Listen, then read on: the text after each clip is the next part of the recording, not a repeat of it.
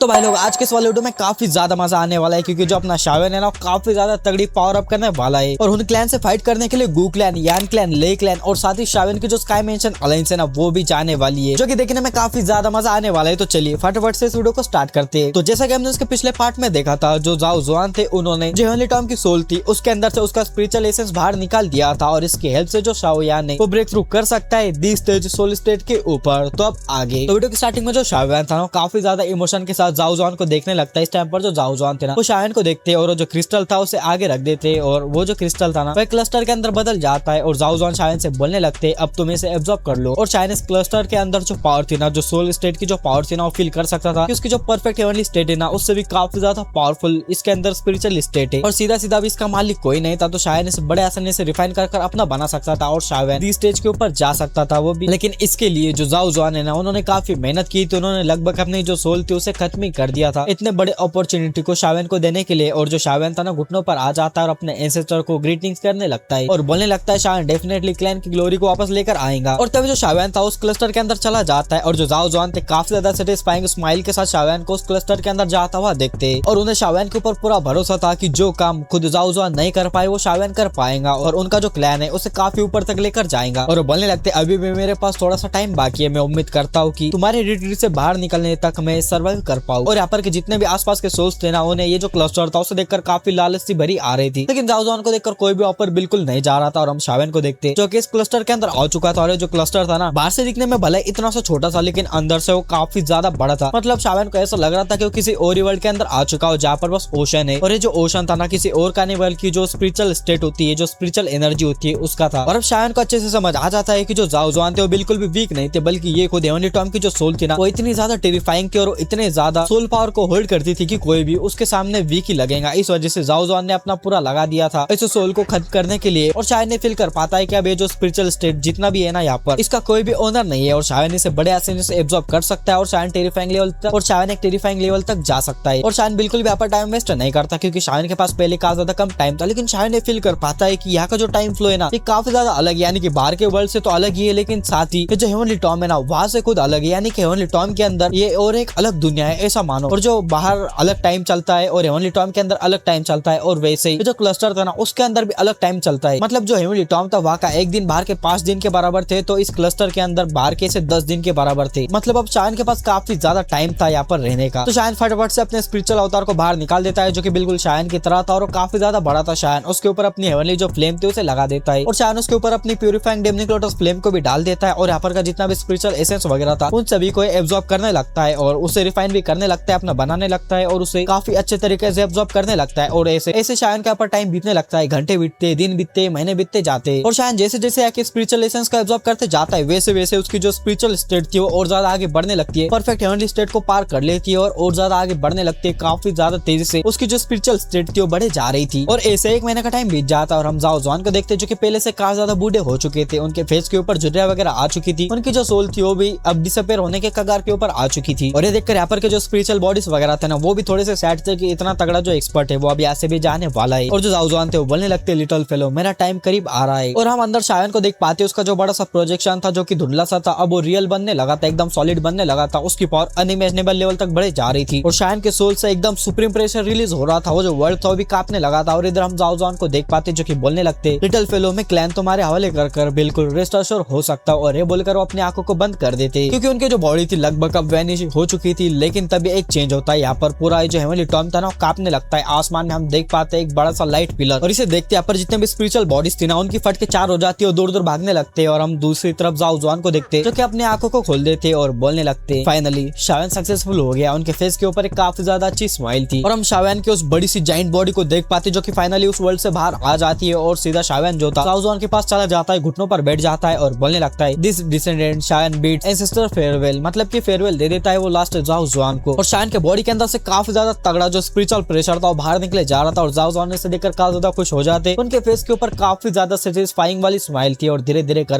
उनकी जो पूरी बॉडी थी वो डिसअपीयर हो जाती है। मतलब अब जाओ जुआन पूरी तरह से ऐसे खत्म हो चुके थे और सीरियसली मुझे भी भाई जाओ जुआन के लिए इस टाइम पर यहाँ पर काफी बुरा फील होता है और तुम भी जाओ जुआन के लिए थोड़ा सा बुरा फील कर रहे हो तो उनके लिए रेड हार्ट कमेंट कर दो। और शाओयान जाओ जुआन जहाँ से डिसअपीयर हो चुके थे शाओयान उस जगह के ऊपर जाता है, अपने हाथ को ऐसे आगे बढ़ाता है, वहां से वो एक छोटी सी जो लाइट स्पॉट थी उसे बाहर निकालता है। और अगर शायन डाउडी लेवल के ऊपर ना पहुंचा होता, यानी कि दी स्टेज सोल के ऊपर ना पहुंचा होता, तो इसे डिटेक्ट बिल्कुल भी नहीं कर पाता। और शायन समझ जाता है ये आखिरी लाइफ इम्प्रिंट है जाओ जुआन का। और शायन सोचने लगता है शायद फ्यूचर में अगर दाऊदी बन जाए तो जाओ जुआन को इससे भी रिवाइव कर पाएगा। तो इस वजह से वो उस इम्प्रिंट को अपने फोरहेड के अंदर डाल देता है, जहाँ पर कि वो सिक्योर रहेगा शायन की जो स्पिरिचुअल पावर है ना उस वजह से। और फिर शायन गहरी सांस लेता है, नीचे हेवनली टॉम को देखने लगता है क्योंकि अब जाने का टाइम आ चुका था। और शायन ये अच्छे से जानता था बाहर बस 15 दिनों का टाइम बीता होगा, लेकिन यहाँ पर 2 सालों का टाइम बीत चुका है। मतलब हेवनली टॉम में 2 सालों का टाइम उसे पूरा कंप्लीट हो चुका था और 2 सालों के अंदर वो लगभग दी स्टेज के ऊपर जा चुका था। और शायन अपनी दी स्टेज की जो सोल पावर है उसे फील कर पाता है। और शायन एक सामने माउंटेन को देखता है और बस अपना हाथ ऐसा आगे कर देता है और जो माउंटेन था ना पूरी तरह से कोलैप्स हो जाता है। और शायन फील कर पाता है कि उसकी जो पावर है ना अनइमेजिनेबल लेवल तक बढ़ चुकी है। मतलब कि शायन बस जहाँ तक उसकी डिवाइन सेंस वगैरह जा रही, जहाँ तक उसकी जो सोल स्टेट जो सोल पावर है ना वहां तक जा रही है ना, उस जगह के अंदर वो किसी को भी ऐसे अटैक कर निपटा सकता है। ये उसके लिए काफी बड़ी बात थी। और ये जो दी स्टेट है ना और जो परफेक्ट हेवनली स्टेट है उसके अंदर बस एक लेवल का गैप है, लेकिन पावर लेवल देखा जाए ना तो जमीन आसमान का फर्क है। क्योंकि भाई तुम ही सोचो अभी के लिए पूरे दुई की कॉन्टिनेंट के ऊपर सिर्फ जो गुयान और उनतेंडी वही इस लेवल तक पहुंच पाए, बाकी ऐसा कोई भी बंदा नहीं जो कि दी स्टेज तक जा पाया, यानी कि दी स्टेज सोल स्टेट तक जा पाया। और शायद सोचने लगता है हेवनली टॉम के अंदर उसका कुछ बचा नहीं, जाओ जुआन थे वो भी जा चुके हैं, अब यहाँ पर रुकने का कोई भी फायदा नहीं। लेकिन जो शायन था उसे एक और काफी बड़ा गिफ्ट मिल चुका था, वो ये था कि शायन ने जो है ना हेवनली टॉम की जो सोल थी उसे पूरी तरह से डिवर कर दिया था। इस वजह से वो इस हेवनली टॉम को पूरी तरह से कंट्रोल कर सकता था, यानी कि सीधा सीधा जो शायन था ना हेवनली टॉम का न्यू ओनर बन चुका था। मतलब ये पूरा रियल्म अब शायन कंट्रोल कर सकता था, जब चाहे वो यहाँ से जा सकता था, जब चाहे वो यहाँ पर आ सकता था। शायन अगर स्काई मिशन अलायंस के अंदर भी रहा तो तब भी वो वहां से पोर्टल खोलकर सीधा इस हेवनली टॉम के अंदर आ सकता था, जो कि शायन के लिए काफी ज्यादा अच्छी बात थी क्योंकि भाई उसे खुद का रियल्म ही मिल चुका था। और ये बिल्कुल वैसा ही था जैसे हुन रियल्म और गू रियल्म थे। और शायन के लिए भले ये कल्टिवेशन के लिए अच्छी जगह ना हो, लेकिन उसके जो लोग स्काई मिशन अलायंस के लोग वो यहाँ पर आए तो उनके लिए यहाँ की स्पिरिचुअल एनर्जी वगैरह काफी काम किए। और शायन फिर अपने हाथ की वेव करता है और एक पोर्टल बनाकर यहाँ से डिसअपीयर हो जाता है। और दूसरी तरफ हम हेवनली टॉम के बाहर गू क्लैन के अंदर सीन देख पाते हैं जहाँ पर ले यिंग, गू युआन, यान जिंग जितने भी लोग थे ना सभी लोग इस टाइम पर थोड़े से टेंशन के अंदर थे क्योंकि जो शायन था अभी तक आ ही नहीं पाया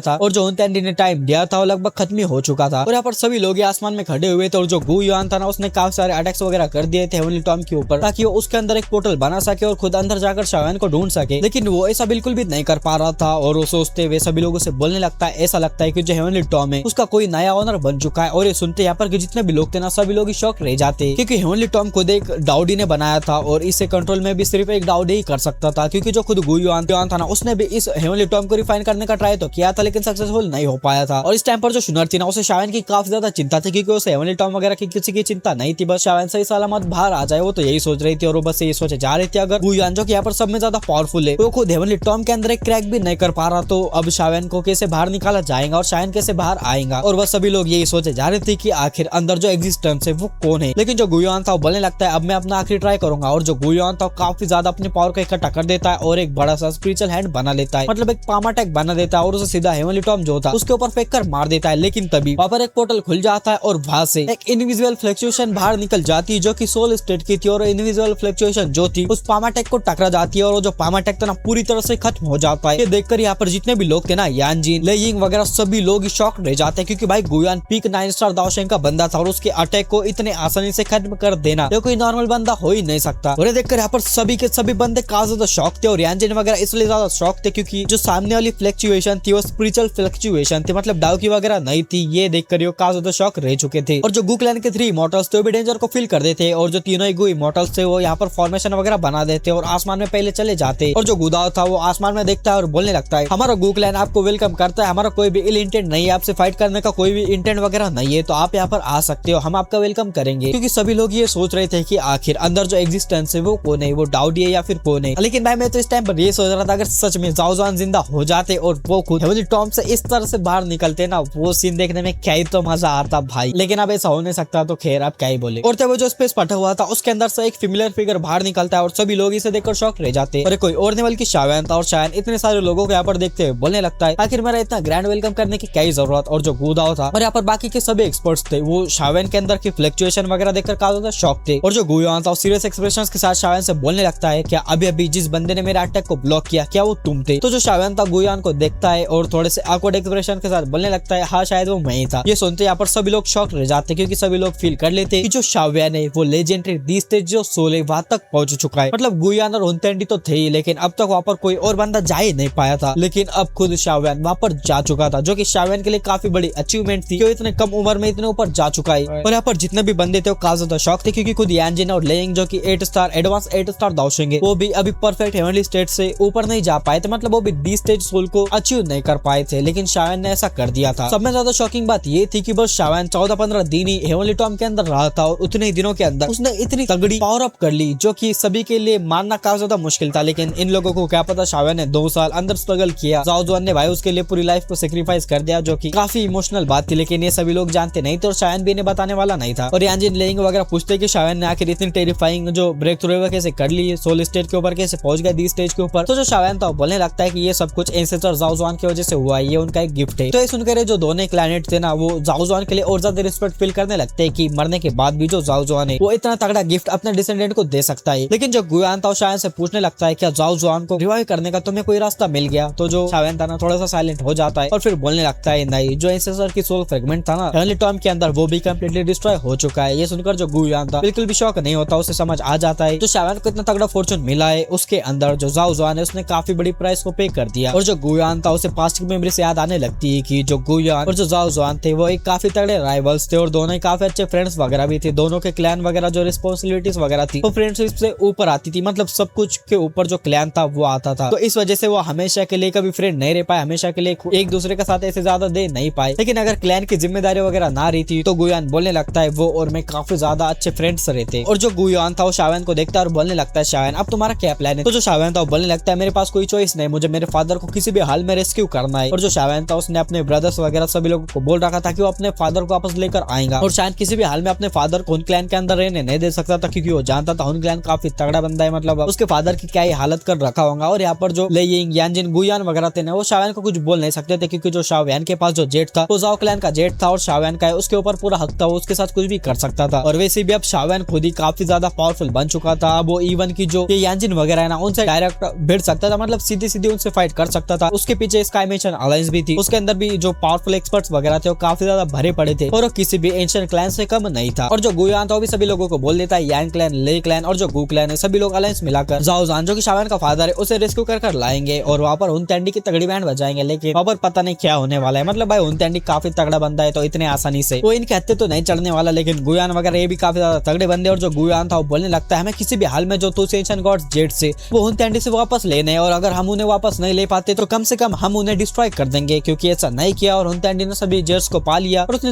एंशिएंट गॉड मेंशन खोल लिया तो सभी लोगों के एल लग जाएंगे, वो भी काफी बड़े वाले, और ये सभी लोग अच्छे से जानते थे। और शायन भी हुनतेंडी के बारे में सोचने लगता है और शायन बोलने लगता है भले मैं 20 सोल स्टेट के ऊपर जा चुका हूँ, लेकिन फिर भी हुनतेंडी जैसे मॉन्स्टर से फाइट करना ये भी मेरे लिए काफी ज्यादा है। और यही नहीं, हुनतेंडी के पास नेलिटी डेवरिंग फ्लेम है जो कि 9 स्टार दाओशिंग के साथ ही ओडिमान सेंट्स और हुनतेंडी भाई हुन क्लैन काफी ज्यादा बड़ा है, तो और भी काफी सारे एक्सपर्ट्स है। और तब जो गुदाओ तो एक अच्छी न्यूज देता है कि जो स्काई मेंशन अलायंस है वो भी इस वॉर के अंदर ज्वाइन होने वाली है और वो भी जो बरियल स्काई माउंटेन रेंज जो वहाँ पर आने वाली है कल। तो सुनकर शायन के अंदर भी कॉन्फिडेंट आ जाता है, क्योंकि जो भाई स्काई मेंशन अलायंस थी उसके अंदर भी काफी तगड़े बंदे भरे पड़े थे। 6 स्टार जो अपने पिल टावर के एंसेस्टर थे वो 6 स्टार दाओशिंग थे, जो जाओ चेन थे उनकी भी पावर काफी ज्यादा थी और जो एल्डर शिंगनोंग थे उनकी भी पावर काफी ज्यादा थी, मतलब 6 स्टार दाओशिंग थे वो भी, मतलब भाई स्काई मेंशन अलायंस भी काफी पावर होल्ड करता था। और जो गुयान थे शायन से बताने लगते हैं कि जो शाओयान हेवनली टॉम के अंदर था ना तो तब उन्होंने ले क्लैन और यान क्लैन के अंदर जो स्पेशल टनल था ना वो बना दिया था, गु क्लैन से सीधा कनेक्ट करता था, मतलब कोई भी क्लैन के ऊपर अटैक हो जाए उन क्लैन अटैक कर दे तो जो बाकी के क्लैन से उनकी मदद करने के लिए आ सकते हैं, क्योंकि भाई सभी लोग जानते थे Yao clan, Lin clan, Shi clan वगैरह उनके साथ क्या हुआ था और कोई भी वैसा फेस करना नहीं चाहता था। और गुयान ये भी बोल देता है कि जितने बिल्डर्स सर्कुलेशन में थे, रिट्रीट में थे, क्लोजर कल्टिवेशन के अंदर तो सभी लोग बाहर निकल चुके हैं, बैटल करने के लिए तैयार है। और गुयान सभी लोगों से बोलने लगता है कि कल जो बैटल है वो होने वाली है, सुबह होते ही हम उस माउंटेन रेंज के ऊपर चले जाएंगे जहाँ पर हुनतेंडी ने हमें बोला है और वहाँ पर एकदम तगड़ी वॉर होने वाली है। और ये जो वॉर थी ना ये काफी ज्यादा सच में तगड़ी होने वाली थी, पूरे 2 की कॉन्टिनेंट की सब में ज्यादा तगड़ी बैटल होने वाली थी। और फिर रात हो जाती है और हम शाओयान को उसी बैम्बू फॉरेस्ट के अंदर देख पाते जहाँ पर सुनर रहती थी और वो आसमान को देखने लगता है, मून को देखने लगता है और वो अपने फादर के बारे में याद करने लगता है और फिर अपनी जर्नी को याद करता है कैसे ब्लैक कॉर्नर रीजन से वो सेंट्रल प्लेन्स आया, फिर 10-12 सालों के अंदर ही उसने कितनी प्रोग्रेस कर ली, कितने ज्यादा उसने लाइफ एंड डेथ क्राइसिस वगैरह फेस किए, लेकिन कैसे वो पावरफुल बनता गया और फाइनली उसने अब इतनी अचीवमेंट हासिल कर ली है कि वो हुन क्लैन से अपने फादर को वापस ला सकता है। और ये बोलकर उसके हार्ट में का जो ऑब्सेशन था वो और ज्यादा बाहर आने लगता है। लेकिन जो शायन था अपने फादर के बारे में याद करने लगता है, उसके फादर कैसे उसे हर टाइम सपोर्ट करा करते थे, जब उसका जो टैलेंट था वो लगभग खत्म हो चुका था और सभी लोग उसे ट्रैश समझते थे, लेकिन उसके फादर हमेशा से उसके साथ खड़े रहे। और ये सब कुछ उसे याद आने लगता है, उसके हाथ में जो एंशिएंट गॉड जेट था वो मौजूद था और आसमान में देखे जा रहा था, लेकिन तभी उसके पीछे सुनर आ जाती है, उसे पीछे से हक कर लेती है और शायन से बोलने लगती है, शायन तुम बिल्कुल भी चिंता मत करो अंकल, जाओ तुम्हारी इस पावर लेवल को देखकर, इस अचीवमेंट को देखकर काफी ज्यादा खुश होंगे। फिर तो शायन भी भाई ठरकीता है, सुनर का हाथ पकड़ लेता है और सुनर से बोलने लगता है, बचपन में मैंने मेरे फादर से कहा था कि मैं तुम्हें यानी सुनर को अपनी वाइफ बनाना चाहता हूँ, लेकिन उस टाइम पर मुझे मेरे फादर ने काफी ज्यादा डांट दिया था, लेकिन सीरियसली अंदर से चाहते थे कि शायन सुनर से शादी करे, लेकिन सुनर का उस टाइम पर स्टेटस काफी ज्यादा बड़ा था और शायन उस टाइम पर सुनर के सामने कुछ भी नहीं था। और जैसे ही लेकिन अब देखो सिचुएशन पूरी तरह से बदल चुकी है और मैं मेरे फादर को जैसे रेस्क्यू कर लाऊंगा, वैसे ही मैं उनके सामने सुनर तुमसे शादी कर लूंगा। ये सुनते जो सुनर थी ना, उसका फेस काफी ज्यादा रेड हो जाता है और शर्मा जाती है। दोनों ही मूनलाइट के अंदर एक दूसरे को देखने लगते, हक कर लेते और फिर वो सीधा एक रूम के अंदर चले जाते अपने रूम के अंदर, और वहां पर से बस आवाजें बाहर आने लगती। मतलब आवाजें बाहर नहीं आ रही थी, बल्कि प्यार के जो इमोशंस थे ना वो बाहर आ रहे थे। और सच में यहाँ पर इतना डिटेल में क्यों लिखा है मुझे समझ नहीं आ रहा। जो पोटैटो सेंस से सच में हमें काफी ज्यादा जलाना चाहते हैं, मतलब शाओवियन की तुम इतनी लाइफ परफेक्ट बना रहे हो, तो हमारा क्या होगा भाई? हम जैसे नल्ले बेरोजगार ऐसे नॉवल पढ़ेंगे और ऐसी चीजें देखते रहेंगे तो भाई हम तो चले जाएंगे। और अब कोई नहीं बोलेगा कि मैं शावन से जल रहा हूँ, भाई मैं शावन से बिल्कुल भी नहीं जल रहा, मैं उसके लिए हमेशा काफी ज्यादा खुश रहता हूँ।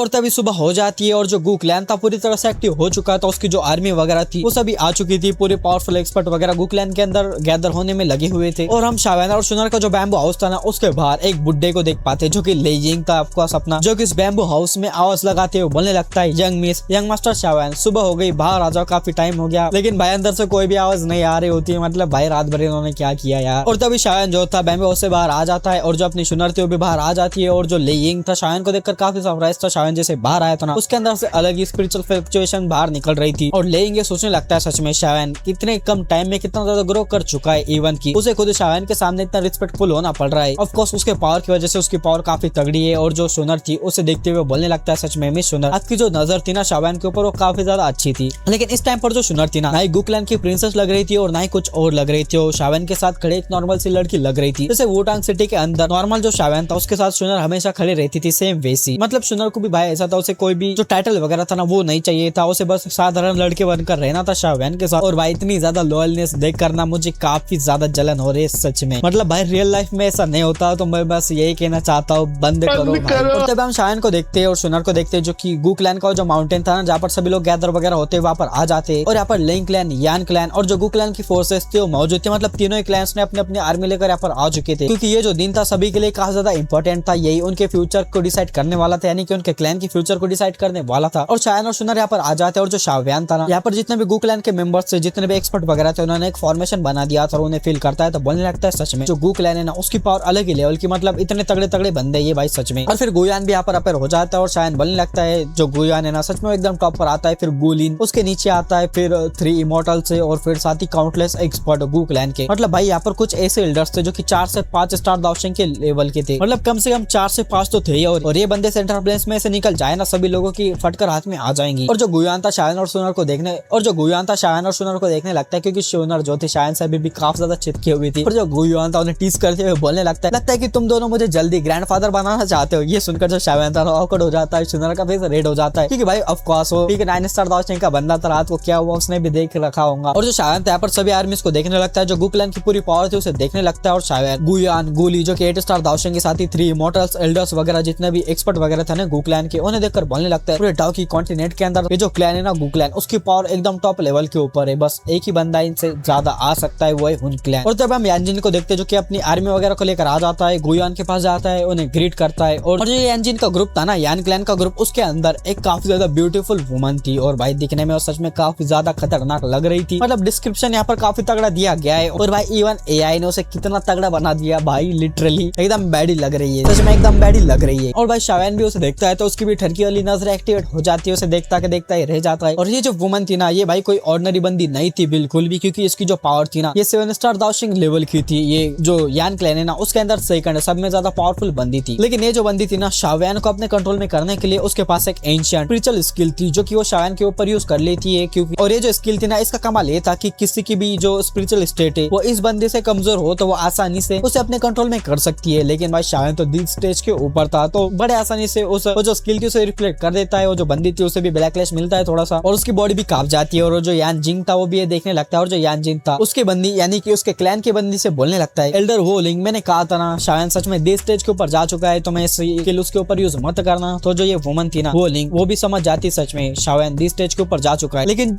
वो यान जिन को देखती है और बोलने लगती है अबे साले मुझे एल्डर हो लिंग नहीं बल्कि फेरी हो लिंग बुलाओ। देखकर वो भी हाँ बोलने लगता है फेरी हो लिंग। और जो फेरी हो लिंग थी वो शायन को देखती है और शायन से बोलने लगती है सच में तुमने इतनी यंग एज के अंदर डी स्टेज सोल स्टेज को हासिल कर लिया ये काफी अनबिलीवेबल है। पहले जो जाओ क्लैन था उसके अंदर बॉर्न हुआ जाओ जॉन जो कि एक लेजेंड था और फिर जाओ क्लैन के अंदर तुम्हारे जैसा एक एक्सपर्ट और आ गया। लगता है कि जाओ क्लैन के ऊपर खुद हेवन मेहरबान है। तो देखकर जो शायन था इस बैडी से बोलने लगता है हाय सब कुछ मेरे लक और मेरे मेहनत की वजह से हुआ है। और तभी जो माहौल था वो सीरियस हो जाता है क्योंकि जो गुयान था वो आगे आ जाता है सभी लोगों से बोलना स्टार्ट कर देता है। सभी लोगों को पता है कि हम यहाँ पर क्यों इकट्ठा हुए हैं और हुन क्लैन की जो स्ट्रेंथ है वो किसी से भी छुपी नहीं है क्यों कितना ज्यादा पावरफुल है सभी लोग अच्छे से जानते हैं तो कोई भी उसे अंडरस्टिमेट बिल्कुल भी नहीं करेगा। तो सभी लोग इसके ऊपर हमें नोट कर देते हैं शायन भी इसके ऊपर हमें नोट कर देता है। और तभी जो गुयान तो अपने ऐसे हाथ को एक वेव करता है यहाँ पर एक स्पेशल टनल जो थी जो सीधा जो माउंटेन रेंज थी जहाँ पर उनतेंडी आने वाला था उस जगह के ऊपर ले जाती थी। सब में पहले गुयान उसके अंदर एंटर कर जाता है देन शायन और शुनर उसके पीछे फॉलो कर लेते हैं देन बाकी के जितने भी बंदे थे वो सभी लोग ही उस टनल के अंदर चले जाते हैं और उस टनल के अंदर जब सभी लोग चले जाते हैं तो जो टनल था यहाँ पर से बंद हो जाता है। और फिर हम स्काई मेंशन अलायंस का सीन देखते हैं और जो स्काई मेंशन अलायंस था उसके भी जितने भी एक्सपर्ट थे जितने भी पावरफुल एक्सपर्ट या फिर पूरे एक्सपर्ट मान लो वो सभी लोग इस सेंटर प्लेन्स के अंदर आ जाते हैं और इन्हें देखकर इस सेंटर प्लेन्स में हल्ला मच जाता है लेकिन कोई भी आवाज करने की भी हिम्मत नहीं करता है। सभी लोग ही वहीं पर ही आ रहे थे यानी कि उसी बरियल स्काई माउंटेन रेंज के पास आ रहे थे जहाँ पर एक तगड़ी बैटल होने वाली थी। और ये जो बैटल थी ना काफी सारे लोग छुपकर देखने वाले थे कोई भी आगे जाने की हिम्मत ऑफ कोर्स नहीं करने वाला था क्योंकि ये बैटल भाई पूरे दुई की कॉन्टिनेंट की अब तक की सब में ज्यादा तगड़ी बैटल होने वाली थी। और ये जो बरियल स्काई माउंटेन रेंज थी ये सेंट्रल प्लेन्स के नॉर्थ वेस्ट रीजन के अंदर मौजूद थे। और जो नॉर्मल बंदे थे दुई की कॉन्टिनेंट के वो इसके बारे में नहीं जानते थे लेकिन जितने भी एंशिएंट क्लैंस थे ना उन सभी के एल्डर्स इस जगह के बारे में अच्छे से जानते थे क्योंकि यहाँ पर वही लेजेंडरी बैटल हुई थी जाओ जॉन वर्सेस हुन तेंडी की मतलब जाओ क्लैन और हुन क्लैन की जो एकदम तगड़ी बैटल थी ना वो यहीं पर ही हुई थी। इस वजह से सभी लोग इसके बारे में अच्छे से जानते थे बस एंशिएंट क्लैन वाले। और जो बरियल स्काई माउंटेन रेंज थी यहाँ पर काफी बीस्ट वगैरह रहते थे लेकिन जैसे कि अभी ये जो बीस्ट वगैरह थे उन्हें भी पता चल चुका हो कि यहाँ पर तगड़ी बैटल होने वाली है तो यहाँ पर की जो जगह थी वो पूरी तरह से सुनसान थी और यहाँ पर एक एंशिएंट बैटल फील्ड भी मौजूद थी। और तब यहाँ पर एक पोर्टल ओपन हो जाता है जिसके अंदर से गुयान वगैरह जितने भी लोग थे सभी लोग ही बाहर निकल जाते हैं और गुयान इस जगह को देखता है तो उसके आंखों में पुरानी यादें आ जाती है कि कैसे हुन क्लैन और जाओ क्लैन की तगड़ी बैटल थी वो यहाँ पर स्टार्ट हुई थी लेकिन और एक यहाँ पर और ज्यादा तगड़ी बैटल स्टार्ट होने वाली है वो भी हुन क्लैन के अगेंस्ट। और गुयान सभी लोगों को ऑर्डर दे देता है कि पूरे माउंटेन रेंज को अच्छे से छान मारो कि कहीं हुन क्लैन ने यहाँ पर कोई ट्रैप वगैरह तो बिछा कर नहीं रखा। और तीनों ही क्लैन के जो बंदे थे वो आसपास सर्च करने लगते लेकिन यहाँ पर कोई भी ट्रैप वगैरह नहीं था। और गुयान भी अपना ऑरा फैला देता है उसे यहाँ पर बिल्कुल भी किसी भी जो हुन क्लैन का बंदा है उसका ऑरा फील ही नहीं होता। लेकिन तभी अचानक से शायद नॉर्थ स्काई की तरफ देखने लगता है और बोलने लगता है स्काई मेंशन अलायंस आ चुकी है। और इस टाइम पर वो स्माइल कर रहा था लेकिन किसी को भी आसमान में कोई भी स्काई मेंशन अलायंस की जो फौज वगैरह थी जो आर्मी वगैरह थी वो बिल्कुल भी नहीं दिख रही थी। लेकिन कोई भी शायन की बातों को ऐसे मना भी नहीं कर सकता था। लेकिन तभी हम देखते हैं कि सच में यहाँ पर स्काई मेंशन अलायंस आ जाती है और शायन इतने दूर से इसलिए सेंस कर पाया था क्योंकि वो दी स्टेज सोल स्टेट के ऊपर जा चुका था। इस वजह से उसकी जो सेंसेस थी वो काफी ज्यादा दूर तक जाती थी। और गुयान था ऑफकोर्स उसने भी सेंस ही कर लिया था शायन की तरह ही। और यानजिन और लेइंग स्काई मेंशन अलायंस की पावर को देखकर काफी ज्यादा शॉक रह जाते हैं क्योंकि सच में भाई उसके अंदर एक से एक पावरफुल बंदा भरा पड़ा था। और भले उसके अंदर कोई एकदम तगड़ा पावरफुल बंदा एकदम क्लैन लीडर की तरह कोई बंदा तो नहीं था लेकिन उसके अंदर जो क्वांटिटी थी ना दाओ शेंग की वो काफी ज्यादा थी। मतलब भाई तुम ही सोचो उसके अंदर कितने ज्यादा बंदे दाओ चेन क्वीन मेडुसा अपने मास्टर याओलाओ लिटिल फेरी डॉक्टर साथ ही अपने पिल्टावर के एंसेस्टर और पिल्टावर के फर्स्ट एल्डर मतलब और भी कितने सारे दाओ शेंग भरे पड़े और वो भी पावरफुल। तो इसे देखकर ऑफ कोर्स सभी लोग शॉक तो रह ही जाते हैं स्काई मेंशन अलायंस की पावर को देखकर। और तभी सबके सामने जो अपने मास्टर याओलाओ थे वो आ जाते एल्डर शेंगना वगैरह लिटिल फेरी डॉक्टर अपनी क्वीन मेडुसा जो थी। क्वीन मेडुसा तो भाई यहाँ पर आते शायन को घूर कर देखे जा रही थी। मतलब भाई क्योंकि शायन इतने टाइम से गायब जो था उसे छोड़कर और जो दाओ चेन थे सब में पहले आगे आ जाते शायन का जो हाल चाल है वो पूछने लगते। शायन की जितने भी इंजरीज वगैरह थी वो ऑफ कोर्स ठीक हो चुकी थी तो शायन बोलने लगता है मैं बिल्कुल ठीक हूँ। लेकिन जो शायन था जाओ चेन को बिल्कुल भी जाओ जुआन के बारे में नहीं बताता कि जाओ जुआन पूरी तरह से डिसअपीयर हो चुकी है क्योंकि वो ऐसा बिल्कुल भी नहीं करना चाहता था क्योंकि वो जानता था जाओ जुआन और जाओ चेन का अलग ही बॉन्ड था। मतलब भाई दोनों ऑफ कोर्स भाई थे तो इस वजह से शायन बिल्कुल भी नहीं बताता। लेकिन क्वीन मेडुसा शायन के ऊपर अपर हो जाती है और गुस्से में शायन को घूर कर देखने लगती है। तो देखकर जो शायन था क्वीन मेडुसा को देखने लगता है और थोड़ा एक्वर्ड फील करता है क्योंकि भाई वो इतने टाइम से घर नहीं गया था लेकिन वो बोलता है ओहो मेरी लाल परी क्या हालचाल। लेकिन तब जो शुनर थी वो वहां पर आ जाती है और जो क्वीन मेडुसा थी उससे बोलने लगती है लिटिल जाओ जाओ का क्या हाल है। तो देखकर जो अपनी क्वीन मेडुसा थी ना वो बोलने लगती है कोई एक बंदा है जो कि घर पर आता ही नहीं है और जाओ जाओ उसे काफी ज्यादा मिस करती है। देखकर जो शायन था फिर से एक्वर्ड स्माइल दे देता है क्योंकि वो सच में काफी ज्यादा टाइम यहाँ पर रुक चुका था। लेकिन फिर जो क्वीन मेडुसा थी शायन की बॉडी वगैरह को चेक करने लगती है और बोलने लगती क्या तुम सच में पूरी तरह से ठीक हो चुकी हो, रिकवर हो चुकी हो। तो जो शावेन था वो बोलने लगता है हाँ मैं बिल्कुल ठीक हूँ, तुम्हें चिंता करने की जरूरत नहीं। लेकिन जो शावेन था अपने स्काई मेंशन अलायंस की पूरे बंदे को यहाँ पर देखता है तो शॉक रह जाता है और क्वीन मेडुसा से बोलने लगता है आखिर स्काई मेंशन अलायंस है वो तो पूरी की पूरी यहाँ पर आ चुकी है और ऐसे में हुन क्लैन ने स्काई मेंशन अलायंस के ऊपर अटैक कर दिया तो फिर क्या होगा। तो देखकर जो काइलिन थी वो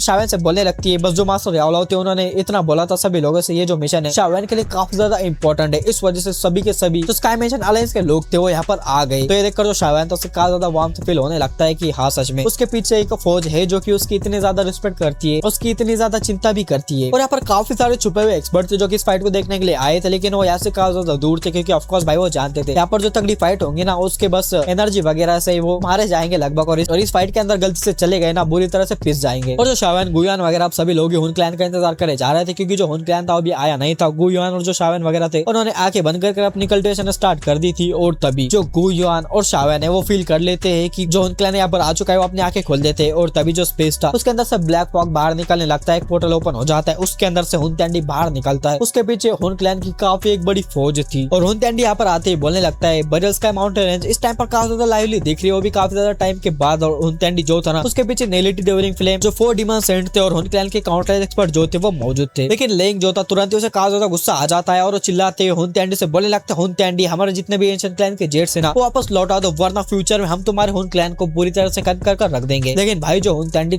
इतना बुरा रोस्ट कर देता है इसे, मतलब क्या ही बोले, हुन तैंडी बस इतना बोलता है तुम्हारे क्लैन की बिल्कुल भी औकात नहीं वो मेरे हुन क्लैन को खत्म कर पाए और पूरे इस वर्ल्ड के अंदर ऐसी कोई पावर नहीं जो कि मेरे हुन क्लैन को खत्म कर सकती है। मतलब भाई लिटरली गुयान को भी बिल्कुल फेस नहीं दे रहा था और ना ही गू क्लैन वगैरह ये तीनों एंशिएंट क्लैन उसके सामने जैसे कुछ ना हो ऐसा बोले जा रहा था हुन तैंडी। लेकिन भाई मैं इस टाइम पर सच में सोच रहा हूँ गुयान की जगह अगर जाओ जुआन रहते ना ये बंदा तो इतना बोलने की हिम्मत पहले तो करता नहीं और यहाँ पर जैसे आता ना जाओ जुआन सीधा इसके ऊपर अटैक कर देते और इसे कुत्ते की तरह मारते सच में भाई। और तभी हुन तैंडी के अंदर शावेन के ऊपर जाती है और शावेन से बोलने लगता है क्या तुम एंशिएंट जेट देकर अपने फादर को एक्सचेंज करना चाहते हो या फिर तुम फोर्सफुली हमसे तुम्हारे फादर को छीनना चाहते हो। तो देखकर जो शावेन था बोलने लगता है मुझे मेरे फादर को देखना है। तो देखकर जो हुन तैंडी था वो स्माइल करता है, अपने हाथ को एक ऐसे वेव करता है, यहाँ पर एक प्रिजन अपेयर हो जाता है जिसके अंदर एक ओल्ड मैन बैठा हुआ था। मतलब वो शावेन के फादर ही थे भाई, वो पूरी तरह से चेनों से बंधे हुए थे, उनकी हालत काफी ज्यादा बुरी थी, मतलब उनकी जो हड्डियां वगैरह इतना वो सब कुछ दिखने लगे थे जैसे उन्हें हजारों सालों से कोई खाना वगैरह ना दिया गया हो और लिटरली काफी ज्यादा बुरे सिचुएशन में थे भाई। और शावेन जब इन्हें देखता है ना उसके आंखों में लिटरली आंसू आने लगते हैं, इतना बुरा वो अपने फादर को देखता है जो कि उसके लिए काफी ज्यादा पेनफुल था। उसके बॉडी के अंदर से अलग ही जो स्पिरिचुअल फ्लक्चुएशंस थे ना वो बाहर निकलने लगते, यहाँ का मौसम भी बदलने लगता है सिर्फ उसके किलिंग इंटेंट की वजह से, उसके डिजायर्स की वजह से। और शावेन एक ऐसी बात बोलता है हुन तैंडी से जो कि मैं